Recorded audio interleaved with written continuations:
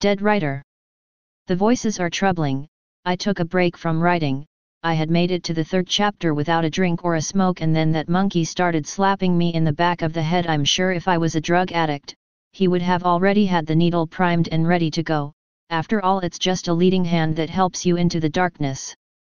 Anyway, dates, the long nights with the opposite sex don't happen much for a writer like myself. I might as well be tucked away behind a trash can in a large cardboard box.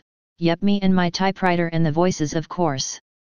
Now don't get the wrong idea, I don't live in one of them quick and easy mobile homes. I got an upgrade a few years back, an upgrade to the rat pad. At least the apartment comes with company. See, I got lucky one night and hooked a girl into coming back to the rat pad. After a few drinks we were getting cozy on the couch, and one of the sons of a bitches hopped right up in her lap and was like, "Pet me a little, hot mama." Staring her down with them big green eyes, she let out a yell and headed for the door. I needed a friend other than the thing in my head and the rats at my bed, so I wised up and stopped by the Quick Mart and picked up a bottle of Benadryl and a hypodermic along with a pack of hot dogs. I loaded them, babies, up and set the trap. I knew when I decided to head back out to the bar, I would leave a few of them laying around so them little bastard would be good and asleep when I got back with a lady. At least I hoped they would be. My luck, they would be tits up in the bed or on the coffee table. I didn't want to kill the devils, but Daddy needed a night out and I needed the house. The bar was one of them places that see a little bit of everyone, the good, the bad and the lost. The place wasn't hopping like it normally was, and other than a few washed up old grey slicks and a few ladies that look like they just have gotten back from the Battle of Normandy, I figured it for a wash. That is until she walked in, a tight redhead that lit a smoke and slid right up beside me. I found myself tongue-tied and unable to speak until that voice started saying dumb things.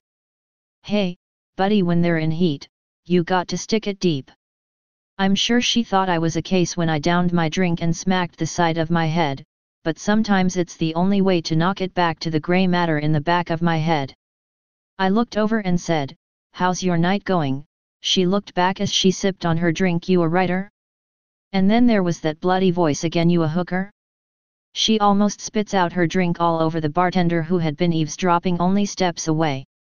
But, yes, I'm a writer, not a great one.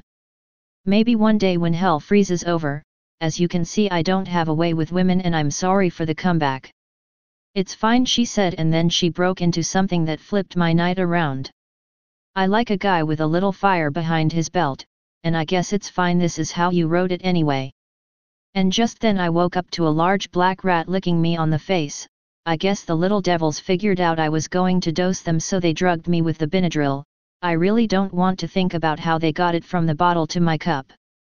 Most people can sit and stare off into space and just think of things they have done and people they have met, but I can't. Sure, I can come up with things for my books and short stories that put food on my table, but I only have two real memories.